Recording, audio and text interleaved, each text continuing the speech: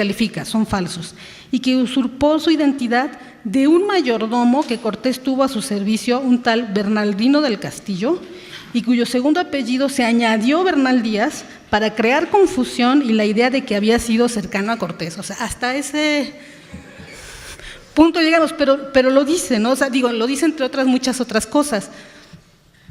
Y es lamentable, y es algo que ya se señaló, la forma en la que descalifica o toma los textos. De pronto las probanzas, que primero toma para decir, en las dos citas que hace de las probanzas, donde él dice que tiene una relación hecha de la crónica y relación de la conquista, entonces toma las palabras, la cita textual, ¿no? Haciendo una interpretación bastante forzada, ¿no? de que dice tenerlas, no haberlas escrito de su puño y letra. Entonces ahí la literalidad de los documentos que toma por fracciones, por supuesto, es según esto una prueba y es totalmente válida, ¿no? En esta lectura forzada. Pero en cambio, cuando se tratan de la probanza de méritos de Bernal, dicen, pero es un documento, una copia de 1600 y tanto, y por lo tanto no es algo que debamos tomar en cuenta. Bueno, eso puede decirse mediante una demostración. O sea, tendría esa afirmación que estar mediada por una demostración real de que esa probanza, los personajes que cita no existe, los sucesos que dice son falsos y no hay ninguna otra referencia que se cruce. O sea, tendría que haber toda una construcción de cruce de referencias para decirnos, ¿sabes qué? Esta probanza evidentemente es inventada en el siglo XVII, no puede ser verdadera, pero no existe, simplemente la descalifica, de acuerdo a cómo tiene que ir construyendo sus eventos. Y bueno, cerrando, ¿no? Este tipo de inconsistencias que se presentan en el texto son tales que, bueno, hasta un etnólogo las puede ver, ¿no? Sin embargo, llama la atención, ¿no? Insisto, llama la atención, a mí por lo menos sí lo hace. Un curso hace 2 meses en la Coordinación Nacional de Antropología sobre memoria y el estudio de la memoria y no sé qué, y de pronto en la discusión alguien dice, ¡ay, claro, por supuesto! Y el nuevo libro de Duverger, todos los asistentes eran antropólogos, historiadores, lingüistas, gente relacionada, y resulta que sí lo refieren como, ¡ay, qué novedoso!, ¿no? Y alguien dijo, no es cierto, pero es impresionante que a pesar de un manejo tan forzado siempre de los documentos y de las fuentes, sí tenga como cabida en la academia, ¿no? Y sí la tiene. Bueno, eso sería realmente todo. Gracias.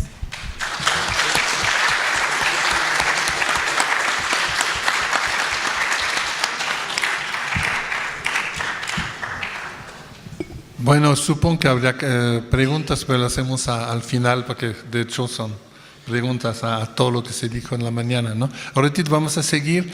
Nos mandó Guillermo Serres de la Universidad Autónoma de Barcelona, no sé, es él que hizo la gran edición de la Academia Española de la Historia, un enorme tomo, hasta muy gentilmente me mandó un tomo, y que está abiertamente en contra. Es interesante que todos los que editaron los textos dicen que es eso. No hay ni un editor de texto que se acercaría a poner dudas. Saben que hay dudas de ciertas cosas, pero no la manera como construye esa ilusión del Duverger, ¿no? Lo vamos a leer, no todo, porque mandó un texto muy grande, vamos a leer una parte. Recuérdense que todos estos textos muy pronto estarán en internet esperando una edición papel por lo que les gusta, ¿no? Pero muy pronto todo va a estar, vamos a empezar desde la semana próxima a ver en cuál lo ponemos, pero yo creo que sí va a estar muy pronto. A lo mejor un número también de la revista Grafen, o ver cómo lo hacemos, ¿no? Y Fernanda ahorita va a leer una parte escogí una gran parte. La primera parte se refiere a lo que hizo el compañero doctor Grunberg, todo este problema de desmenuzamiento de las falacias, de las forzadas, de las mentiritas, ¿no? Y ahorita escogí de guardar una parte que es interesante, una parte que habla de la cultura de Bernal y la cultura de un soldado de esa época, ¿no? Después, como no vino, después pasamos a otra cosa, pero por el momento vemos esa parte, ¿no? No es de mío ni de Fernando, es para que no digan después que plagiamos, ¿no? ¿Se acuerdan que le pasó muy bien al compañero Berlson, ¿no? No, es una parte del texto que nos mandó Guillermo Serres de la Universidad de Barcelona para apoyar nuestro seminario y nuestro coloquio de hoy. Bueno, paso inmediatamente. La cultura de Bernal Díaz. Duverger señala una y otra vez que Bernal es analfabeto, pues según sus cálculos, de los 550 compañeros de conquista de Cortés, alcanzamos una cifra de entre 5 y 10 personas alfabetizadas. Todo apunta a pensar que Bernal nunca escribió nada, ya que nunca supo escribir. En todo caso, no lo suficiente como para componer la historia verdadera. Bueno, la principal base para esta suposición son las distintas y cambiantes firmas de Bernal. El mismo Hugh Thomas asegura, y abro la cita, haber examinado individualmente las declaraciones de servicios y méritos de varios cientos de esos hombres y la mayoría de ellos podían leer y escribir. Los que eran analfabetos estaban debidamente identificados como tales. Además, se conservan aquellas cartas firmadas por Bernal cuya funcional redacción responde al fin por el que fueron escritas: denunciar los abusos de algunas autoridades sin florituras retóricas, lo que no se contradice con que desde las oleadas selváticas de Guatemala no hubiese podido leer también las cartas de relación del propio Cortés. Las complementarias afirmaciones sobre la escasa cultura de Bernal se pueden contradecir fácilmente porque no es preciso conocer demasiada historia sagrada para saber que Josefo fue vendido por sus hermanos, ni mucha historia romana para saber que César cruzó el Rubicón. Asimismo, para conocer la destrucción de Jerusalén por Tito, cuya analogía con la de México tanto asombra a Duverger. Basta saber que no era condición necesaria haber leído a Flavio Josefo, de Bello Judaico, sino una apócrifa, La destrucción de Jerusalén, una obrilla supuestamente escrita en 29 capítulos por Jafel, por orden de Jacob y José de Arimatea. A ella se refiere Bernal al confesar: yo he leído la destrucción de Jerusalén. Tampoco es necesario haber leído el libro de las Crónicas para saber que los nombres de Tarsis, Ofir y Saba resonaban en los oídos de los conquistadores como sinónimo de riqueza. Es una cita de Rodilla. Para no citar algo tan obvio, que el hijo de un regidor en Medellín del Campo, a principios del siglo XVI, habría tenido muchas oportunidades de convertirse en un hombre bien leído. Pertenecía a la generación inmediatamente posterior a la invención de la imprenta que hizo posible la lectura para el público general. Bernal Díaz fue también regidor en sus últimos años en Santiago de Guatemala. No creo que haya habido muchos regidores analfabetos, ni siquiera en América Central, incluso en el siglo XVI. Máxime cuando su padre, el regidor, compartía el cargo en el Ayuntamiento de Medina con García Rodríguez de Montalvo, refundidor del Amadís, una obra con la que comparte también algunos rasgos estilísticos. No olvidemos, en fin, que muchos dicta y facta de la antigüedad grecolatina son entonces moneda corriente. Casi a renglón seguido, Duverger se espanta de que el supuestamente inculto Bernal cite al emperador Augusto, al que llama Octaviano, cite a Pompeyo en 3 ocasiones, a Escipión en 2, evoque a Aníbal, a los cartagineses, y Bernal los cita a todos juntos. Y ya no entraré a considerar que Duverger considere con retanca que la grafía Alexandre indique procedencia culta o francesa. Que Bernal utilice ortografía Alexandre presupone que ha tenido conocimiento de ese cantar de gesta francés. Qué sorpresa el ver a nuestro guatemalteco apasionado por la cultura francesa. Se ríe entre paréntesis Ceres. Cuando desde el siglo XIII ya figuraba en el libro de Alexandro y en tantísimos romances sobre el macedonio, a renglón seguido insiste en que después de la noche triste pone en efecto en boca de Cortés la siguiente exclamación: «Denos Dios ventura en armas como al paladín Roldán», como si Roldán no fuese un notorio héroe de romancero. No parece entenderlo así Duverger, pues señala una escena de la noche triste. Un soldado bachiller cita ante Cortés los primeros versos de un romance. «Mira, Nero de Tarpeya, a Roma cómo se ardía».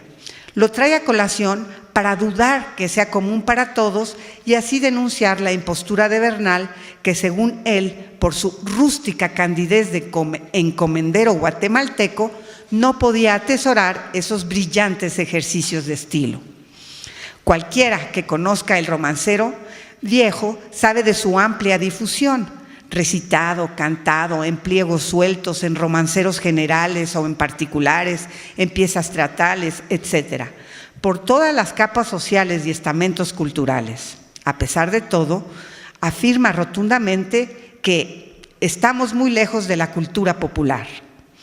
Al revés de lo que dice Duverger, estamos en plena cultura popular. Cuando por otra parte cita las palabras de Bernal: «Dijeron algunos soldados de los que fueron en su compañía que quiso remedar a Ulises», y cierro eso dice Duverger. Para desmentir que haya leído a Homero, es fácil argumentar que no precisaba haber leído la Odisea para conocer las aventuras de Ulises, porque sumas de historia troyana y romances de Ulises y Penélope lo sabía de sobra. Análogamente, parece referirse hiperbólica y satíricamente a la caza que se estaba haciendo Cortés como laberinto de Creta, y cito, «y de tantos patios como suelen decir el laberinto de Creta». No necesitaba conocer mitología griega ni arquitectura micénica. En cultura oral, moneda corriente, como él mismo dice, según dicen y se cuentan sus historias. Por otra parte, lo llama laborintio. Queda aún pendiente otro asunto no menor, el de la impresión, llegada y circulación del libro por la Nueva España. Porque a pesar de lo indicado por Duverger, la crónica de López de Gómara sí pudo haber llegado a manos de Bernal, como llegaban los libros de misa o muchas novelas de caballería. Y cito a Serna: «En 1531 se prohíbe formalmente pasar a América novelas de caballería y otras novelas de entretenimiento consideradas nocivas para los indios, así como todo tipo de libros que fomentaran la apertura a un pensamiento crítico y libre». Es, sin embargo, preciso preguntarse el alcance de este decreto, pues según los estudiosos Irving Leonard, José Torres Rebello, Guillermo Furlong y Antonio Cornejo Polar, pese a las restricciones legales, la América colonial tuvo un excelente mercado bibliográfico con un repertorio amplio, variado y novedoso. Los documentos que prueban el tráfico fluido de impresos que hubo entre España y los dominios de ultramar han llevado a que el tópico del retraso cultural de América haya quedado en los últimos estudios sustancialmente modificado. Ahí cierro la cita. Lo mismo cabe decir de la obra de las cartas de relación de Cortés, a cuya prohibición tanta importancia le da Duverger. Nada a estas alturas duda de que las cartas de Cortés o la Hispania Vitrix de Gómara circularon a pesar de las sanciones. El estilo de Bernal y el de Cortés. Según Duverger, la historia verdadera posee un verdadero marcador estilístico en el que se transparenta la mano de Cortés. Me refiero al recurso del binarismo. Junta dos sinónimos o dos palabras con sentido complementario para evocar una sola idea. El problema es que como Duverger no está familiarizado con los recursos retóricos, no reconoce las variantes de interpretatio, que desde finales del siglo XV dominan la prosa castellana. Estos recursos, otros afines y demás técnicas cercanas como la anonimatio, la traductio, la iteración o la epanelepsis caracterizaron la prosa culta del siglo XV, la caballeresca y algunos romanceamientos, especialmente los de los clásicos grecolatinos, lettre corone, italianas y algunos pocos más textos afines. Para acabarlo de redondear, por si no hubiera testimonios teóricos y prácticos de dichos procedimientos, afirma Duverger que este recurso solo transpone en la lengua española una forma de expresión ampliamente utilizada en náhuatl, en la lengua azteca, digamos que en la lengua refinada que se hablaba en la élite. El recurso del binarismo era una ardiente obligación. Y cito la cita de: si fuese así, bien lo hubiera podido asimilar Bernal, que estuvo mucho más tiempo que Cortés entre los hablantes del náhuatl. No se entiende entonces que se pregunte, refiriéndose a Cortés, ¿quién más que él hubiera podido prestarse a esa fusión cultural? La respuesta es sencilla: Bernal Díaz. Precisamente ese supuesto estilo cortesiano, para marcar la duplicidad de la escritura, es lo que hace más inverosímil la segunda parte del libro, porque el estilo es bernaldiano, o sea, su manera de narrar está más cerca de la lengua hablada que de la culta o cortesana, aunque tome de esta, a través de los citados libros de caballería o las crónicas particulares, aquellos recursos. Por otra parte, la premisa mayor anula las menores, pues si hemos de creer que si Cortés, ya revestido de la condición de escritor anónimo, quería redactar un texto humilde para hacerlo pasar por el de un soldado para que nadie pudiese atribuírselo, ¿por qué, según él, lo redacta tan culto y cortesano que los lectores posteriores, especialmente Duverger, no lo pueden atribuir a un soldado supuestamente iletrado? O sea, si quería darle una apariencia tosca y letrada, propia de un soldado raso, debería haberlo redactado groseramente, con coloquialismos, ad nauseam, etc. Hay errores, sí, al igual que otras anomalías, que no deberían poder darse en un texto escrito por una persona culta, que no disimula en exceso su cultura al citar pasajes bíblicos, pequeñas retahílas de nombres clásicos y fuentes de tercera mano y mostrencas. La doble autoría, Gómara y Cortés.